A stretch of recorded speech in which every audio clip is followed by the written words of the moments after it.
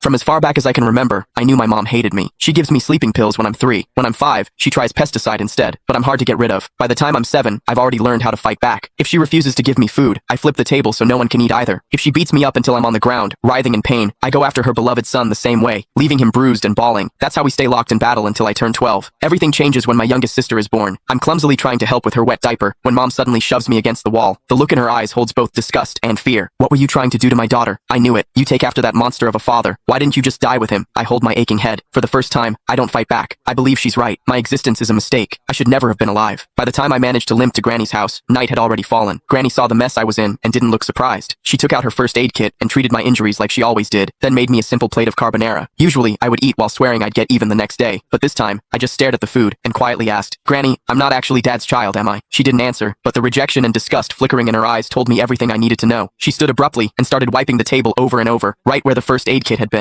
That was when I realized that my blood was something they all wanted to stay away from. I was the son of a rapist. No wonder Mom hated me. A sickening feeling rose in my throat. I bolted outside and leaned against the fence, retching. The night air stung the scrapes on my face. Before, whenever Mom hit me, I told myself she owed me for every bruise she'd inflicted on me. One day, I'd make her pay them back. But now, I didn't think I could even look her in the eye. I didn't stay at Granny's. She didn't come after me either. Instead, I wandered the streets with no idea where to go. That was when I saw a family outside a restaurant. They were celebrating someone's birthday, smiling and laughing. The woman in the middle was probably the mother. She looked so happy that I instinctively took a step back. Last year, on Mom's birthday, she'd smiled just like that before she saw me. The moment she saw me walk in, her smile vanished, replaced with utter disgust. Back then, we had an essay with the theme, My Mother. I wrote that Mom was a heartless villain. My teacher dragged me into her office and lectured me for an entire period. I barely heard most of it. I only remembered her saying, "No mother in this world would ever stop loving her child." I believed her. I saved money from collecting recyclables and bought my mom a birthday cake. I just wanted a hug, the same kind she gave my brother, Casper Willis. But her frigid expression was like a stab in the heart. I felt like a fool, standing there with that cake in my hands. Anger overwhelmed me. When no one was looking, I went out and caught a couple of frogs in the garden. Then, I hid them in the cake. I could still remember the way she screamed when they jumped out. Back then, I felt a twisted sense of satisfaction. I thought she didn't deserve to be a mother. I thought she had it coming. But now, I know the truth. The one who didn't deserve anything was me. My existence itself had hurt her. As I watched that mother's smile through the restaurant window, I made a decision. This year, for Mom's birthday, I would give her a gift she would truly be happy with, one that would free her completely. I decided to die. Once that thought took root in my mind, my steps felt lighter. I even started planning how to do it without troubling anyone. I needed to do something that wouldn't leave a mess. But before I could carry out my plan, a patrolling officer spotted me and brought me home. Mom answered the door. As the door shut behind us, I stared at the floor, unable to meet her eyes. Her icy tone sliced through the air. "Why didn't you just die out there?" I almost snapped back, but I forced the words down before they came out. Still, as I stared at her back, I couldn't stop myself from asking, what would you do if I really did die? Would she be the least bit sad? "If you've got the guts, hurry up and do it. I'd celebrate." She walked straight into my siblings' room and closed the door. I stood rooted to my spot in the living room.